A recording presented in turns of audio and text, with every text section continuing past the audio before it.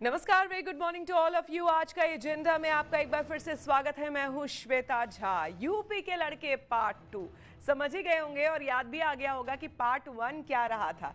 जी हाँ, बहुत ही जोर शोर से पार्ट 1 में यूपी के लड़के जो है वो सामने आए थे। हमने देखा था कि किस तरह से उत्तर प्रदेश में अखिलेश यादव यानी कि समाजवादी पार्टी और कांग्रेस राहुल गांधी किस तरह से जब ये दो एक साथ आए थे, यानी कि समाजवादी पार्टी और कांग्रेस जब एक साथ मैदान में उतरी थी तो यूपी के लड़के के नाम से इसे उस समय बताया जा रहा था और लोग जान भी रहे थे। लेकिन वो किस तरह से हवाई चीजें साबित हुई और कैसे ये पूरा जुमला जो है वो फुस हो गया, ये भी हमने चुनाव में देखा। उसके बाद हमने समीकरणों की अगर हम बात करें तो समीकरणों में उसके बाद हमने समाजवादी पार्टी के एक्सपेरिमेंट के तौर पर अगर कहिए तो हमने ये भी देखा कि किस तरह से बुआ और बबुआ की जोड़ी भी सामने आई थी चुनाव में। जी हाँ, बरसों पुरानी रंजिश को भूलते हुए बुलाते हुए अखिलेश यादव पहुंचे अपनी बुआ यानी कि मायावती के पास और उसके बाद तस्वीरें कई सारी सामने आई थी, पैर छूते हुए तमाम तरह की तस्वीरें सामने आई थी और ऐसा लगा था कि कोई बहुत बड़ा धमाल होने वाला है उत्तर प्रदेश में। लेकिन उस समय भी कह लीजिए कि मोदी के मैजिक के आगे वो किला भी समाजवादी पार्टी का ध्वस्त हो गया और अब यानी कि यूपी के लड़के पार्ट 2 के नाम से एक बार फिर से एक नई जोड़ी बनने जा रही है। ये जो तस्वीरें आप देख रहे हैं, ये तस्वीर देखिए, ये है एक नए समीकरण का संकेत। हालांकि ये सियासी समझौता जो है ये ऑफिशियली आपको कुछ ही समय में इसको पता चल जाएगा कि मुहर लगी, क्या हुआ नहीं हुआ, लेकिन इस सियासी समझौते से किसे कितना फायदा होने वाला है ये देखने वाली बात होगी इस बार के चुनाव में। आपको बता दें कि अखिलेश यादव और आरएलडी सुप्रीमो जयंत चौधरी की मुलाकात के बाद सीटों पर समझौता हो गया है। जो खबरें मोटा मोटी हमारे सामने आ रही है वो आपको हम बता दें।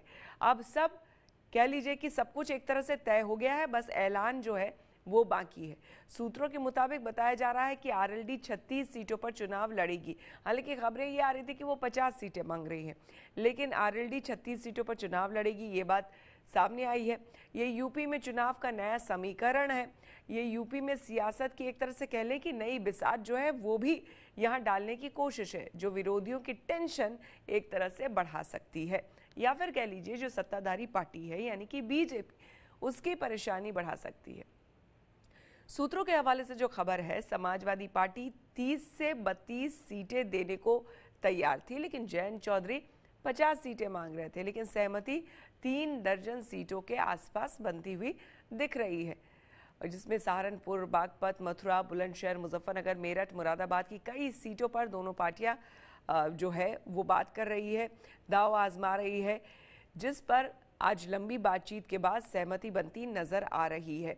यूपी विधानसभा से अगर हम पश्चिमी यूपी की 136 सीट आती है तो 2012 के विधानसभा चुनाव की बात करें तो इस इलाके में बीजेपी को 20 सीटें मिली थी। चलिए आगे की बातें हम बाद में करेंगे, लेकिन फिलहाल ये जो नया समीकरण बनता हुआ उत्तर प्रदेश में दिख रहा है, इससे किसको क्या फायदा होने वाला है, किसको क्या नफा नुकसान होने वाला है, उसकी हम बात कर लेंगे। हमारे साथ हमारे संवाददाता कुमार अभिषेक जुड़ रहे हैं और साथ ही साथ शरद प्रधान जी जो कि वरिष्ठ पत्रकार हैं वो भी जुड़ रहे हैं। सर, बहुत बहुत स्वागत है आपका। Abhishek, very good morning to you. Uttar Pradesh की सियासत के बीच, और अरे अभिषेक की आवाज नहीं आई भाई, उन्होंने गुड मॉर्निंग बोला, देख लीजिए, चेक कर लीजिए टेक्निकल अगर कोई। Good morning Shweta. Very good morning, very good morning to you too. देखिए बाहर जो है सर्दी जो है वो बढ़ती जा रही है, लेकिन सियासी गर्मी के बीच मुझे लगता है अभिषेक को ठंड नहीं लग रही है। क्यों अभिषेक? इतने पॉलिटिकल खबर कवर करते हैं अभिषेक कि उन्हें गर्मी लगती ही नहीं है। चलिए तो सबसे पहले अभिषेक, चूंकि जी जी बताइए। मैं वही कह रहा था कि सचमुच गर्मी तपिश इतनी है सियासी की, ठंड नहीं लग रही, सचमुच नहीं लग रही। और भले ही अखिलेश यादव और जयंत जैकेट में दिखाई दे रहे हो, पत्रकार उनके घरों के बाहर बिना जैकेट और बिना स्वेटर के दिखाई दे रहे हैं, क्योंकि आने वाला जो पत्रकार तो चुनाव ऐसे ही कर्मठ उसकी है। तपिश, उसकी गर्मी सब महसूस कर रहे हैं। बिल्कुल, पत्रकार तो ऐसे ही कर्मठ है, और वो भी खास करके अगर आज तक के पत्रकार हो, क्योंकि हमें चिंता रहती है कि सबसे पहले खबर हमारे चैनल पे ही चले, और ऊपर से अभिषेक की खबर हो तो वो तो ऐसे ही भी सबसे पहले चलती है, क्योंकि वो सबसे पहले उस जगह पर मौजूद होते हैं। अभिषेक, तो चलिए आपकी खबर से ही शुरुआत करते हैं, हम बाकी सर का आगे रिएक्शन लेंगे शरद जी का। लेकिन अभिषेक ये बताइए, ये जो नया समीकरण वहां पर अब दिख रहा है, बनता हुआ दिख रहा है, ऑलमोस्ट एक तरह से ऑफिशियली बस एक अनाउंसमेंट होना बाकी है। तो यूपी के लड़के पार्ट 1 हमने देखा, उत्तर प्रदेश ने देखा और देश की जनता ने देखा। ये यूपी के लड़के पार्ट 2 जो अब आ रहे हैं, क्या कुछ नया गुल खिलाएंगे? क्या लग रहा है आपको? देखिए श्वेता, यूपी के लड़के पार्ट 1 और पार्ट 2, आपने बिल्कुल नाम तो सही दिया, लेकिन 2017 में भी ये साथ थे, 2019 में बुआ बबुआ भी जब थी तब भी ये गठबंधन साथ था, और आज भी ये पहले से साथ है। लेकिन इस बार अखिलेश यादव के साथ छोटे छोटे दल हैं, छोटे छोटे गठबंधन हैं। पिछले 2 चुनाव में देखें तो पिछली बार 2017 में राहुल गांधी अचानक आए थे और 100 सीटें लेकर गए। जब अखिलेश और मायावती साथ आई तो बराबर बराबर सीटें बटी। लेकिन इस बार अखिलेश यादव का जो मूड है, जो गठबंधन का है, वो किसी बड़ी पार्टी को नहीं लेने का है। इस वजह से भी, और खासकर पश्चिमी उत्तर प्रदेश में जिस तरह की सियासी गर्मी है, जिस तरीके से किसान आंदोलन के बाद से जो माहौल बना है और जिस तरीके से आरएलडी का समर्थन वहां बढ़ा है, इस बार इन 2 युवा लड़कों की बात हो रही है। और यही वजह है कि पहली बार कह लें जयंत जो है वो बड़े बार्गेनिंग पोजीशन में है। पश्चिमी उत्तर प्रदेश में आप देख लीजिए कि चूंकि सपा का अपना जो वोट बैंक जिसको कहा जाता है, जो यादव मुस्लिम वोट बैंक होता है, उसमें यादव जो वोट बैंक है वो वहां नहीं है, और जाट इस बार नाराज है। ऐसी स्थिति में इस बार सारा दारोमदार इन दोनों नेताओं पर है, इन दोनों यूपी के लड़के पार्ट 2 पर है, कम से कम पश्चिमी उत्तर प्रदेश का। और जो जयंत चौधरी हैं वो इस बार अपनी बार्गेनिंग पावर समझ रहे हैं, और यही वजह है कि एक एक सीट पर जिच बना हुआ है, एक एक सीट पर दोनों की को बैठना पड़ा है। और कल जब दोनों साथ में बैठे हैं उसके बाद लगभग ये गठबंधन अब फाइनल हो चुका है। लगभग कहने का मतलब है कि 36 सीटें जो हुई हैं वो तय मानी जा रही हैं, लेकिन इसमें कुछ सीटें जो कि समाजवादी पार्टी से आरएलडी चाहती थी उसे देने पर अखिलेश तो सहमत हुए हैं, लेकिन कैंडिडेट अपना देना चाहते हैं। ये वजह है कि 4 से 6 से कैंडिडेट हो सकते हैं जो होंगे समाजवादी पार्टी के, लेकिन वो आरएलडी से लड़ सकते हैं। साथ साथ एक और बड़ी बात है, इस बार आरएलडी चाहती है कि उसे जो डिप्टी सीएम का जो पद है वो भी इस बार गठबंधन में मिले, यानी कि उनका बार्गेनिंग पावर बढ़ा हुआ है। और अखिलेश यादव भी ऐसी ताकतों के साथ गठबंधन चाहते रहे हैं जो जिनका कम से कम अपना बड़ा आधार हो। कांग्रेस की तरह वो नहीं चाहते कि ज्यादा सीटें दे दें और वो जीत ना पाए, और इनकी स्ट्रेटजी इस बार जमीन पर जरूर इस वक्त कारगर दिखाई दे रही है।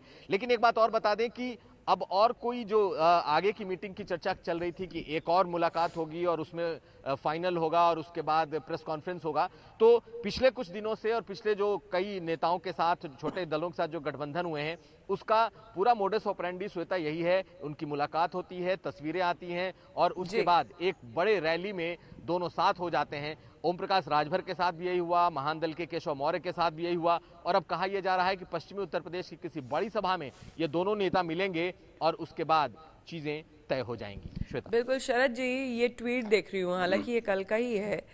इसमें जो अखिलेश यादव ने ट्वीट किया है उसमें लिखा है श्री जयंत चौधरी जी के साथ बदलाव की ओर, और तस्वीर हाथ मिलाते हुए।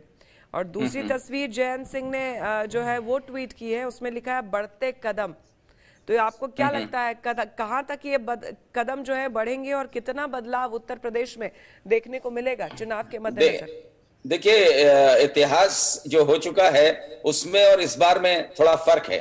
और अभिषेक की बात को फर्दर ले जाते हुए, बाकी बहुत सी बातें तो अभिषेक ने कह दी जो मैं भी कहना चाहता था। इसमें मैं ये जोड़ना चाह रहा हूं कि इसके पीछे वजह, ये जो कारगर दिख रहा है, ये पार्ट 2 आपके हिसाब से जो पार्ट 2 है वो इसलिए दिख रहा है क्योंकि जो बैकग्राउंड है, आज की जो पृष्ठभूमि है पश्चिम उत्तर प्रदेश की, उसमें बीजेपी की हालत वो नहीं है जो 2017 में थी। यानी वो 2017 में और 19 में बीजेपी का वर्चस्व था वहां पे, और आपने ऑलरेडी कह दिया था कि कितनी सीटें, लगभग 109 सीटें 130 में से बीजेपी को मिली थी इस क्षेत्र में।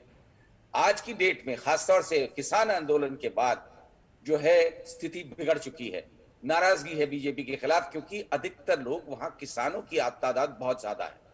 2017 में वजह बीजेपी के जीतने की सबसे बड़ी वजह जो थी वो हिंदू पोलराइजेशन था, क्योंकि 2013 के दंगों, मुजफ्फरनगर दंगों के बाद हिंदू मुसलमान में डिवाइड हो गया था। हिंदू क्योंकि जाट बड़ी तादाद में है और जाट्स और मुस्लिम्स के बीच में डिवाइड हो जाने की वजह से पूरा बीजेपी के फेवर में इलेक्शन चला गया था, पूरा हिंदू पोलराइजेशन हो गया। लेकिन किसान आंदोलन के कारण ये हिंदू मुसलमान यूनिटी फिर से हो गई है वहां, और ये बीजेपी के लिए इसकी वजह से खलबली मच गई।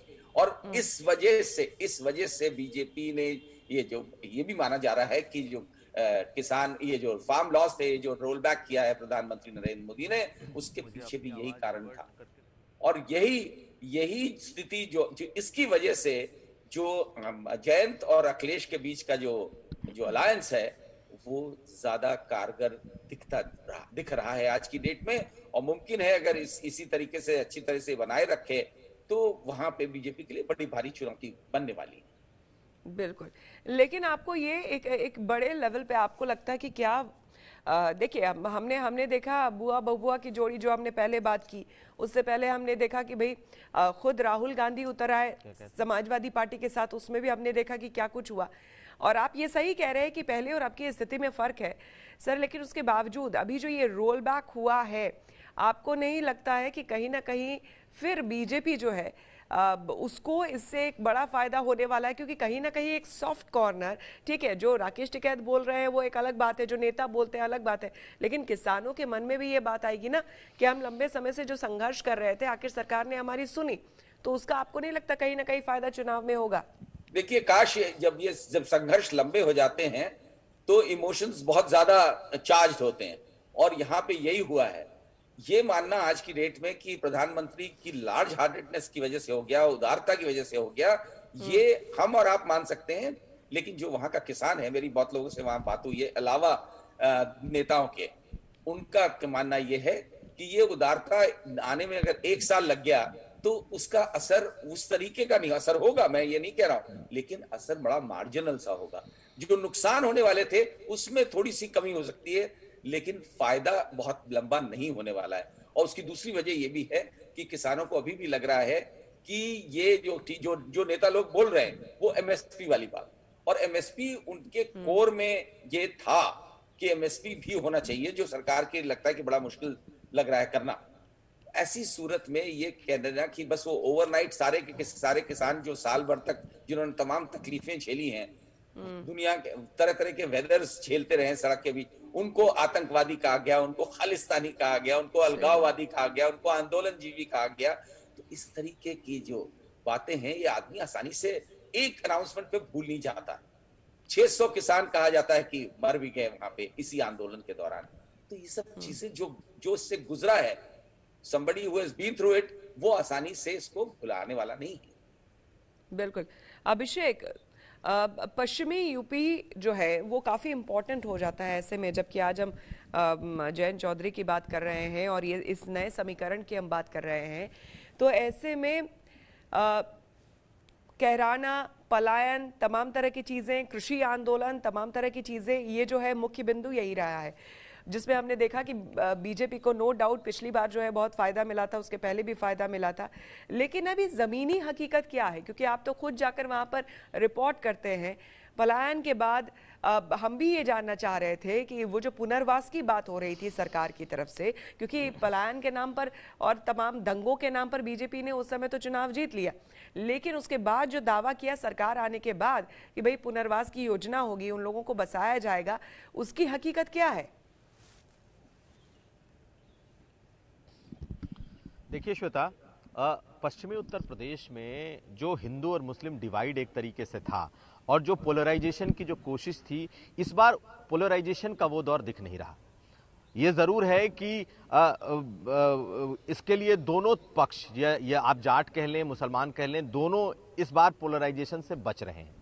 बीजेपी के लिए ये स्थिति थोड़ी सियासी रूप से मुश्किल भरी है, क्योंकि आसानी से अगर पोलराइजेशन हो जाता तो बीजेपी के लिए बहुत आसान है पश्चिमी उत्तर प्रदेश में जीत दर्ज कर लेना, क्योंकि पूरा जाट हिंदू हो जाता है और सिर्फ वहां पर अगर देखें तो मुसलमान बचते हैं। लेकिन इस बार जाट, मुसलमान, इसके अलावा जो किसान, इनका जो एक पूरा का पूरा एक गठबंधन दिख रहा है सियासी तौर पर, जमीनी तौर पर, ये बीजेपी को परेशान कर रहा है। मुख्यमंत्री खुद गए थे कैराना और उन्होंने जो लोग पलायन किए कर गए थे उन्हें वापस आने के बाद उनका उन्होंने सम्मान किया, बार बार कहा कि डरने की जरूरत नहीं है। आप उनके बीजेपी के दूसरे नेताओं के और मुख्यमंत्री सबके आप भाषण देख लीजिए, लगातार चचा जान, अब्बा जान, ऐसी चीजें हो रही हैं। यानी कि बार बार उसे नॉक किया जा रहा है, हिट किया जा रहा है कि वो याद कर लो 2014, 2017, इस तरह की चीजें याद करो। लेकिन इस बार किसान भी है और खास करके जो बीजेपी के खिलाफ एंटी जो बीजेपी वोट्स हैं, वो लगातार इस बात को याद दिला रहा है कि तुम किसान हो, तुम हिंदू नहीं हो, तुम अपने ऊपर वो देखो कि तुम्हारे साथ क्या किया गया, पिछले 1 साल में तुम्हारा क्या क्या बर्बाद हुआ, और यही वो वक्त है जब आप सरकार से तमाम चीजें वापस ले सकते हो। देखिए, एक बात बिल्कुल साफ है कि अगर पोलराइजेशन होता है तो बीजेपी को फायदा होगा, और पोलराइजेशन नहीं होता है तो बीजेपी को उतना फायदा नहीं होगा। दूसरी सच्चाई यह भी दिखती है कि जाट, जिसने 50% और एक बार 90% तक वोट किया है, इस बार बीजेपी का जाट वोट बैंक काफी घटा है। 30-35 के आसपास कहा जा रहा है कि इतने वोट बीजेपी के पास अभी हैं। 60 से 70% लोग अभी भी बीजेपी के खिलाफ हैं। अब इस 3 कानून की वापसी के बाद क्या जो फेंस पर बैठे हुए ऐसे किसान या ऐसे जाट हैं वो प्रधानमंत्री की बात मानेंगे? ये एक बड़ा सवाल है। अगर जाट लौटते हैं, अगर किसान लौटते हैं, और जिस तरीके से बीजेपी के नेता, जो कहा जा रहा था कुछ जाट बहुल इलाकों में नहीं घुस पा रहे थे, घुसकर अपनी बात कहते हैं, उनकी बात लोग सुनते हैं, तो चीजें कुछ जरूर सुधरेंगी। यह जरूर है कि इन 3 कानूनों की वापसी के बाद जितना नुकसान बीजेपी को हो सकता था उतना नुकसान नहीं होगा। लेकिन बीजेपी आज भी ग्राउंड पर उतनी भी कमजोर नहीं है जितना हम लोग समझ रहे हैं कि पूरा पश्चिमी उत्तर प्रदेश सफाया हो जाएगा। आज भी अगर आप इन 2 वोट बैंक को छोड़ दें तो जो दूसरे अदर ओबीसी कास्ट हैं वो बीजेपी के साथ आज भी सॉलिड तरीके से खड़े हैं। जो व्यापारी वर्ग है या फिर जो शहरी मतदाता है वो भी खड़ा है। ऐसी स्थिति में बीजेपी को सबसे बड़ा नुकसान ये जो नैरेटिव सेट हुआ है किसान आंदोलन के बाद से, किसानों का और जाटों के एक बड़े तबके में, वो बीजेपी को नुकसान कर रहा है। और बीजेपी को लगता है कि अगर वो उसे वापस ले आई तो वो बहुत कुछ भरपाई कर पाएगी। अब देखना यह है कि आने वाले कुछ महीनों में, चूंकि अब आप ध्यान दें कि अमित शाह ने खुद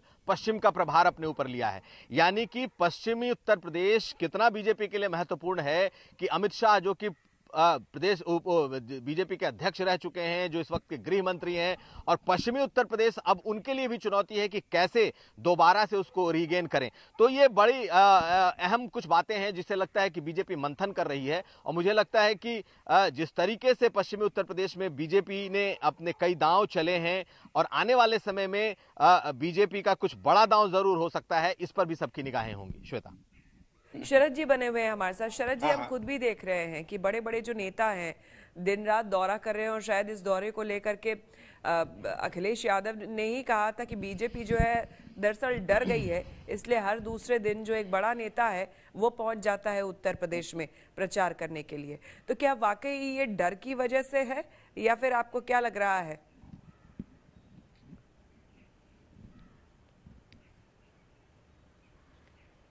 शरद जी का कनेक्शन जो है वो कट चुका है, जरा फिर से संपर्क उनसे साधने की कोशिश करें। लेकिन ये देखिए, उत्तर प्रदेश की अगर हम बात करें तो देखिए किस तरह से जेपी नड्डा हो, अमित शाह हो, तमाम बड़े मंत्री, स्वतंत्र देव सिंह, हालांकि आपको हम तस्वीरें कुछ दिनों पहले की दिखा रहे हैं जब जेपी नड्डा पहुंचे थे यहाँ पर। शरद जी हमारे साथ जुड़ गए। शरद जी की आवाज नहीं आ रही। कुछ कहना चाहता हूं, शरद जी, जो जरूरी बात है। जी जी। कैराना का जो मामला था, लोग ये भूल गए समय के साथ, ह्यूमन मेमोरी शॉर्ट, और बड़ी जल्दी लोग समय के साथ भूल जाते हैं कि कैराना का जो ये आरोप लगाया गया था कि वहां से हिंदुओं का पलायन हो रहा है इस वजह से क्योंकि मुसलमानों का आतंक है। ये चीज हुकुम सिंह, जो एक बहुत बड़े नेता थे बीजेपी के, उन्होंने ये आरोप लगाया था। लेकिन जब वहां जांच हुई तो खुद हुकुम सिंह ने अपने जीते जी इस आरोप को वापस ले लिया था। ये तमाम रिपोर्ट्स उस दौरान की हैं, आपने खुद भी करी होगी, और वरना मीडिया में सब जगह ये छपी थी कि हुकुम सिंह ने ये कहा कि मेरी ये जानकारी गलत थी, जो पलायन हुआ है वो हिंदू मुसलमान के कारण नहीं हुआ है, झगड़े की वजह से।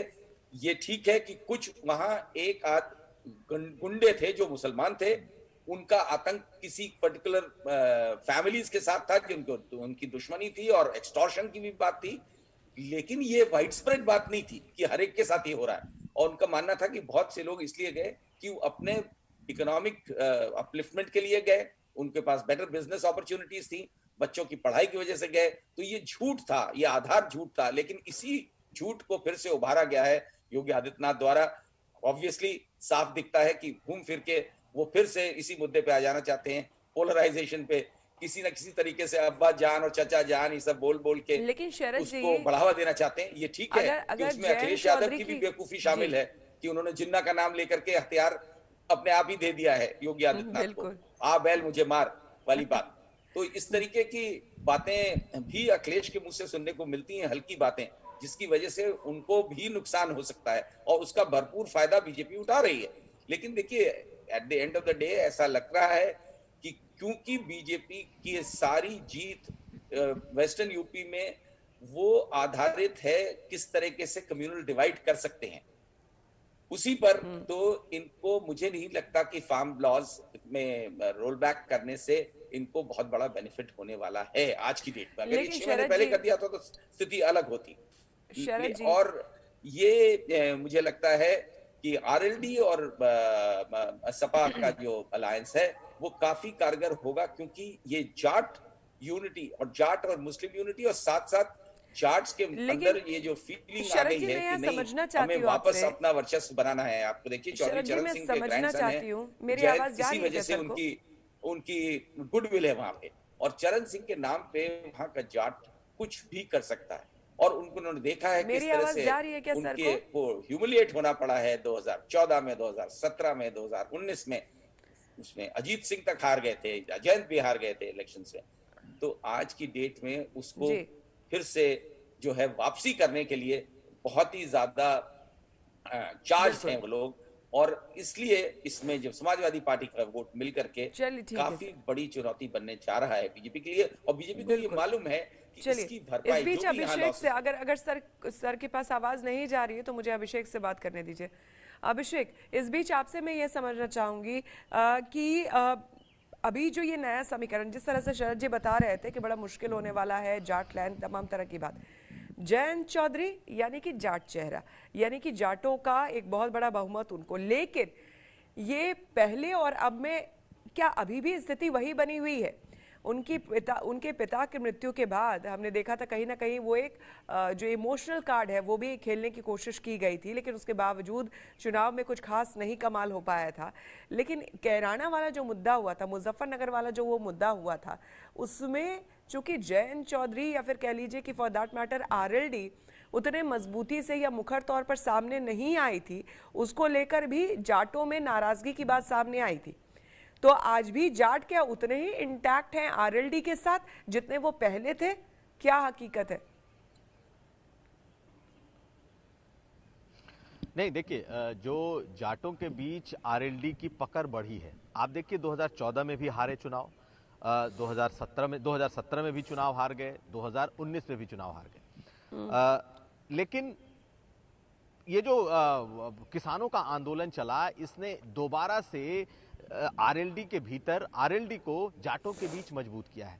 पहले पिछले 6-7 सालों में, 8 सालों में जाट और मुस्लिम जो एक कॉम्बिनेशन था, जाट और मुस्लिम का जो एक समीकरण हुआ करता था, वो बिल्कुल टूट चुका था, वो बिल्कुल छिन्न भिन्न था।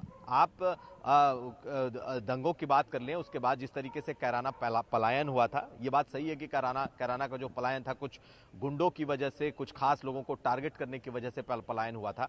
लेकिन उसके बाद ये मामला पूरे पश्चिमी उत्तर प्रदेश में फैला हुआ था। ये आज भी इस बात का एक तबके में एक तरीके का माहौल रहता है कि अगर सत्ता वापस हुई तो उनके साथ कुछ हो सकता है, ये बातें रहती हैं। लेकिन जिस तरीके से आरएलडी कमजोर हुई थी पिछले कुछ सालों में, वो इस आंदोलन के बाद से मजबूत हुई। चौधरी चरण सिंह के बाद अजीत सिंह ने सत्ता संभाली, अजीत सिंह को जाटों ने भरपूर सहयोग दिया था, लेकिन मोदी युग के दौर में अजीत सिंह और जयंत चौधरी दोनों कुछ खास नहीं कर सके। हालांकि अब अब आपको मैंने पहले भी कहा कि दोनों चुनाव समाजवादी पार्टी और आरएलडी साथ लड़ी थी। समाजवादी पार्टी तो अपना कुछ बचा पाई, लेकिन आरएलडी अपना कुछ नहीं बचा पाई। पिता पुत्र दोनों 2019 में हार गए।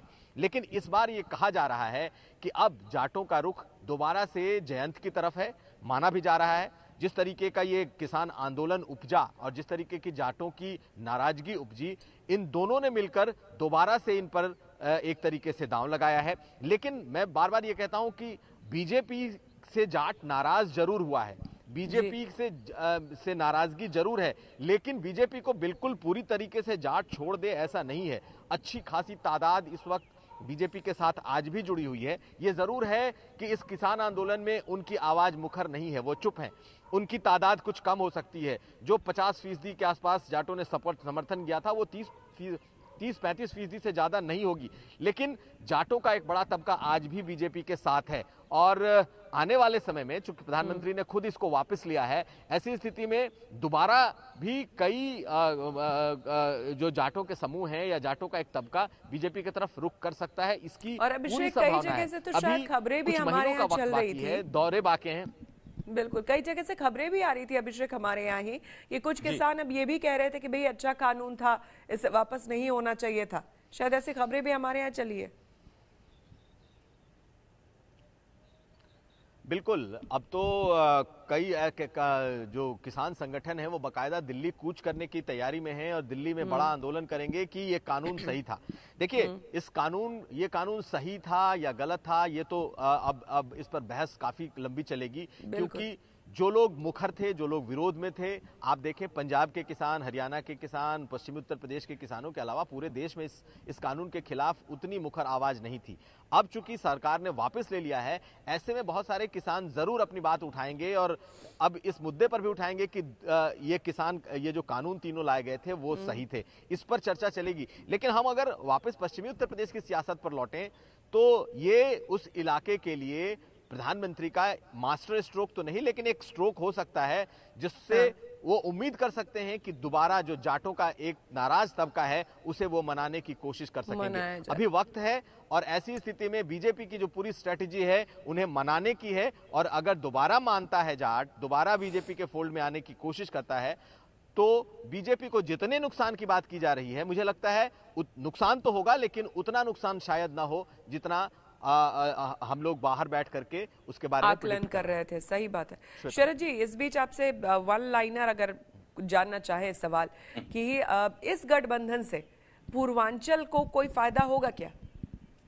देखिए, पूर्वांचल में काफी कोशिश ये कर रहे हैं अखिलेश यादव, और पूर्वांचल में फर्क पड़ेगा उससे जो छोटे छोटे अलायंसेस करे हैं, क्योंकि राजभर की जातियां हैं वहां पे, निषाद का भी एक तबका इनके साथ है, इसी तरीके से जो है कुशवाहाज हैं, तो इन सब में जो पेनिट्रेट करें। देखिए, मायावती के साथ जो वोट था वो इस वक्त फ्लोटिंग वोट है, क्योंकि मायावती को सबने मान लिया है कि वो अब इस गेम में के बाहर हैं, जिन कारणों से भी हो, लेकिन ये माना जाता है कि सीबीआई, ईडी वीडी के डर से वो बिल्कुल बैक, और दिख भी नहीं रही है सिवाय ट्वीट करने के और प्रेस नोट्स करने के। तो उनका जो फ्लोटिंग वोट है उसकी तरफ अखिलेश ने काफी स्टेप्स उठाए हैं कि किसी तरीके से उनको अट्रैक्ट कर लें, और बीजेपी भी इस प्रयास में लगी है, इसमें कोई शक नहीं है।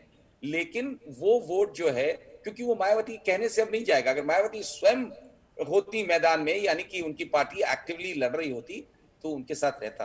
तो वो वोट अगर चला गया, और इसकी भी फिक्र है लोगों को, और ये मानना कि पूर्वांचल का जो किसान है वो किसी तरीके से अफेक्टेड नहीं है इस आंदोलन से, ये भी गलत होगा। ये ठीक है, वो उस तरीके का नहीं है, अग्रेशन उनमें नहीं है, उस तरीके के उनके पास रिसोर्सेज नहीं है जैसे कि वेस्टर्न यूपी के किसानों में है, और जिस तरह उन्होंने दर्शाया पूरा अपना ये आंदोलन।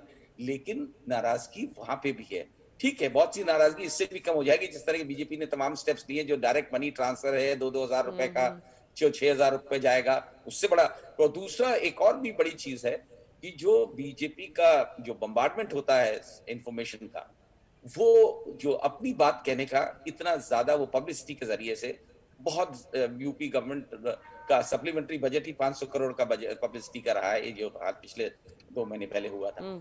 तो उससे जो है वो अपनी बात इस तरीके से कहते हैं कि आदमी झूठ को भी सच मानने लगता है। अब ये कहना कि कोरोना मैनेज, को कोरोना की जो बुरी यादें हैं लोगों के बीच की, किस तरह लाशें बह रही थी, किस तरह लोगों को दफनाना पड़ा लाशें, किस तरह ऑक्सीजन की कमी थी, ये बातें कितना ऑपोजिशन वाले जो हैं, और पूर्वांचल में बहुत ज्यादा तकलीफ उठाई है लोगों ने, बिल्कुल बिल्कुल उसको किस तरह ये बीजेपी पूरा प्रयास कर रही है इसको भुला दे, ये कह करके कि साहब इससे बढ़िया कोरोना मैनेजमेंट हुआ नहीं। प्रधानमंत्री भी आके भाषण दे गए कि अनपैरेलल्ड अनप्रेसिडेंटेड काम किया है योगी आदित्यनाथ ने, जबकि सबको मालूम है हकीकत से वो बहुत दूर है ये बात। लेकिन ये बातें आदमी समय के साथ, और तमाम जो चीजें सरकार कर रही है, मुफ्त में चीजें दे रही है, सभी करती है इलेक्शन में, कोई नई बात नहीं, लेकिन उससे आदमी भूल जाता है बड़ी आसानी से। उसको किस तरह से जिंदा रख पाते हैं विपक्ष वाले उन बातों को, उसका बड़ा असर पड़ेगा। आज की डेट में ऐसा नहीं लगता है कि विपक्ष पूरी तरीके से कारगर है इन चीजों को अलाइव रखने में। और सबसे बड़ी बात यह है कि घूम फिर के जो है वो मोदी का मैजिक, वो कितना वो अभी बरकरार है। पहले से धीमे धीमे कुछ थोड़ा लॉ ऑफ डिमिनिशिंग रिटर्न समय के साथ आई जाते हैं, तो उसमें फर्क पड़ता है, क्योंकि वोट मोदी के नाम पर ही मिलता है, योगी के नाम पर नहीं मिलने वाला है। क्या अभी भी वो मैजिक बरकरार है? क्योंकि कुछ दिनों पहले हमने देखा था वो मनमुटाव भी हमने देखा था, उसके बाद हमने वो तस्वीरें देखी, वो जो ट्विटर पे ट्रेंड हुई थी तस्वीरें, प्रधानमंत्री मोदी जो कंधे पे हाथ रखकर योगी आदित्यनाथ के थे, तो बहुत ही ट्रेंड हुई थी तस्वीरें, बड़ी तो स्पॉन्सर्ड फोटोग्राफ थी वो बताया गया कि खासतौर से खिंचवाई गई थी इस वजह से, क्योंकि जो उससे पहले जो एक वायरल हो गई थी पिक्चर कि योगी को उन्होंने सड़क पे छोड़ दिया, पैदल चल रहे हैं गाड़ी के पीछे पीछे, तो वो दिखाने के लिए खासतौर से करवाई गई थी। उसका थोड़ा बहुत असर होगा, लेकिन देखिए असर जो कुछ भी होगा वोट पे, वो अल्टीमेटली मोदी का होता है, और जो उनका जो कोर सपोर्टर है वो एक कल्ट की तरीके से उनके पीछे है, उसको उनसे अलग करना इतना आसान नहीं है। ठीक है, कम हुआ है, कितना कम होता है ये डिपेंड करेगा, और क्योंकि बीजेपी की 325 सीटें थी 2017 में, वहां से उनको आधे पे जब तक नहीं गिरा पाएंगे तब तक ऑपोजिशन का जो प्रयास है वो सक्सेसफुल नहीं हो पाएगा। लेकिन जिस तरह से दिख रहा है बीजेपी में घबराहट है, इसमें कोई शक नहीं है कि घबराए हुए हैं और परेशान हैं कि किस तरीके से इंश्योर करें, और क्योंकि योगी आदित्यनाथ के लिए बहुत बड़ा टेस्टिंग टाइम है, ये पहला इलेक्शन है जो उनकी लीडरशिप में बड़े स्तर पे लड़ा जा रहा है। 2017 में योगी का कोई रोल नहीं था, exactly. वो मोदी के नाम पे ही मोदी थे, सिर्फ मोदी थे। 19 में तो मोदी ही थे। तो आज की डेट में अभी तक जो पंचायत इलेक्शन है वो तो फार्स था, वो तो देखिए इनडायरेक्ट इलेक्शन होता है, वहां हर पॉलिटिकल पार्टी जो पावर में होती है वो जीत जाती है, वही जीतती है, वही जीतती है, तो वो उसमें कोई कमाल नहीं है। योगी का कमाल अब दिखना है, तो उनके लिए बहुत बड़ा टेस्ट है कि उनका फ्यूचर क्या होगा। कितना बड़ा टेस्ट योगी आदित्यनाथ के लिए, क्योंकि वाकई अब सारा दारोमदार उन्हीं पर है। ठीक है, मोदी रहेंगे, लेकिन उसके बावजूद नाम उन्हीं का है, चेहरा उन्हीं का रखा गया है। बिल्कुल, देखिए ताली और गाली दोनों के लिए योगी आदित्यनाथ को ही तैयार रहना होगा, क्योंकि अगर अच्छा हुआ तो मोदी के कोटे में जाएगा, अगर बुरा हुआ तो योगी के कोटे में आएगा। ये बात बिल्कुल साफ है। मैं उस बात को बढ़ाता हूं, मैं उस बात को बढ़ाता हूं जो शरद प्रधान जी कह रहे थे। देखिए पूर्वांचल जो है, मैं अपनी समझ के हिसाब से कहता हूं, मुझे लगता है कि बीजेपी के लिए पश्चिम से ज्यादा बड़ी चुनौती इस वक्त पूर्वांचल है। पहले से ही समाजवादी पार्टी पूर्वांचल में काफी मजबूत है। अगर आप देखें तो 2017 में जो उसे सीटें मिली हैं उसमें ज्यादातर पूर्वांचल के हैं। 2019 में जितनी सीटें जीती हैं वो पूर्वांचल के हैं। आज भी जौनपुर, आजमगढ़, मऊ, बलिया, अंबेडकर नगर, सिद्धार्थनगर, ये ऐसे इलाके हैं पूर्वांचल और अवध से सटे हुए जहां पर समाजवादी पार्टी आज बेहद मजबूत है। और उस इलाके में सबसे बड़ी चुनौती इस वक्त समाजवादी पार्टी बीजेपी के लिए। बीजेपी को ठीक है पिछले चुनाव में बहुत सफलता मिली, लेकिन पश्चिम और पूरब में अंतर यही है कि पश्चिम जो है वो धर्म पर चलता है, जातियों पर नहीं चलता। लेकिन पूरा पूर्वी उत्तर प्रदेश है, वहां जाति अहम है। और यही वजह है कि आप देखिए राजभर का फैक्टर हो या फिर जितने छोटे छोटे गठबंधन अखिलेश यादव ने किए हैं वो पूर्वांचल को ध्यान में रखकर किए हैं। कल भी संजय चौहान की पार्टी के साथ उनकी बड़ी रैली है। तो जो छोटे छोटे दल और छोटी छोटी जातियों के जो संगठन है उसे पूर्वांचल में जोड़ने की एक बड़ी कोशिश अखिलेश यादव की है। मेरा मानना है कि पश्चिम से कहीं बड़ी चुनौती अखिलेश यादव के पूर्वांचल लिए हो गए। पूरब होने जा बीजेपी के लिए पूरब होने जा रहा है। और यही पूर्वांचल मैं तो कई जिले ऐसे इस वक्त देख रहा हूं जहां बीजेपी के लिए एक सीट जीतना मुश्किल है। आज की स्थिति में अगर आप अंबेडकर नगर की बात कर लें तो अंबेडकर नगर में बीजेपी कौन सी सीट जीतेगी मुझे दिखाई नहीं दे रहा। और सिर्फ पूर्वांचल में यही नहीं, पूर्वांचल में जो बीजेपी का आखिर वोट बैंक क्या है, बीजेपी आखिर सत्ता में किसके दम पर आई? बीजेपी ओबीसी वोट बैंक के दम पर सत्ता में आई और ओबीसी ही बीजेपी का सबसे बड़ा कह सकते हैं कि ड्राइविंग फोर्स रहा है। और अखिलेश यादव की पूरी कोशिश है कि वो ओबीसी में जितना ज्यादा से ज्यादा डेंट लगा सकें। यही वजह है कि आप देखिए जितने ओबीसी के बड़े नाम रहे वो अगर बसपा से निकले हैं तो वो सपा की तरफ जा रहे हैं। जो कुर्मी वोट बैंक जिसकी बीजेपी ने कई लीडरशिप दी है, आज के समय में अवध में या पूर्वांचल में अगर इसमें कहीं टूट है तो वो उस तबके में टूट है। कुशवाहा ऐसी जाति है जो कि सॉलिड तरीके से बीजेपी के साथ खड़ी रही है, लेकिन उन्हें लगता है कि उनके नेता को जितना मिलना चाहिए था नहीं मिला और इसलिए समाजवादी पार्टी भुना रही है। छोटे छोटे नेता संजय चौहान, छोटे नेता का मतलब छोटे दलों के जो बड़े नेता हैं, छोटे संगठनों के जो बड़े नेता हैं, संजय चौहान, ओम प्रकाश राजभर, केशव देव मौर्य, ऐसे लोगों के भले ही पॉकेट्स में उनकी पकड़ हो, लेकिन ये सब बीजेपी के लिए बहुत बड़ा सरदर्द है कि अगर ये वोट बीजेपी से छिटकता है, जो कि बीजेपी का पिछले कई चुनाव से लगातार साथ दे रहा है, और ये सपा की तरफ जाता है तो बीजेपी को दुगना नुकसान हो सकता है। और ये बीजेपी के लिए सबसे बड़ी इस वक्त सरदर्दी वाली बात है। बिल्कुल। मेरा ख्याल श्वेता, मैं इसमें एक ऐड करना चाहूंगा। बिल्कुल ये जो है इसी कारण ये जो अभिषेक ने बातें कही, इसी वजह से बीजेपी का बड़ा जोर रहेगा पूर्वांचल में। एक तो ये जो पूर्वांचल एक्सप्रेस बनाया दिखा करके, ये सपने दिखा करके कि इससे पूरी इकोनॉमिक लाइफ बदल जाएगी, लोगों की जिंदगी बदल जाएगी, जो कि किसी भी एक्सप्रेस वे में बनने में आज तक नहीं हुआ है। ये चीज आगरा के बारे में भी कही थी, बहुत बढ़िया एक्सप्रेस वे बना, रिकॉर्ड टाइम में बना, लेकिन कोई वहां पे इंडस्ट्रियल एक्टिविटी आज तक नहीं हुई। दूसरी बात जो है, जो इंपॉर्टेंट बात है, बीजेपी इसीलिए पूरा प्रयास करेगी कि पूर्वांचल में राम मंदिर का इस्तेमाल करे अपने वोट के इजाफे के लिए, किस तरह उन जातियों को इकट्ठा कर ले हिंदू बैनर के अंदर और दिखा करके, जो क्योंकि इसकी चर्चा है वहां पे काफी कि यहाँ राम मंदिर बन रहा। बिल्कुल, कोई बड़ी बात नहीं है, ये भी हमें देखने को मिले।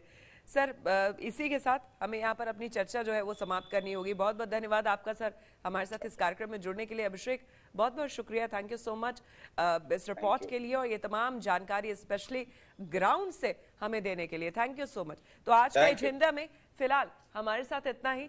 तो यूपी के लड़के वाकई कितना कमाल कर पाएंगे ये तो आने वाला समय बताएगा, लेकिन हाँ, ये जो गठबंधन है आरएलडी और एसपी का, ये लगभग बन गया है। बस एक औपचारिकता जो है वो पूरी होने वाली है, उसकी भी तस्वीर जैसे ही सामने आएगी हम आप तक पहुंचाएंगे। इसी के साथ आज का एजेंडा में मेरे साथ फिलहाल इतना ही। उम्मीद है आपका दिन शुभ हो। Have a good day.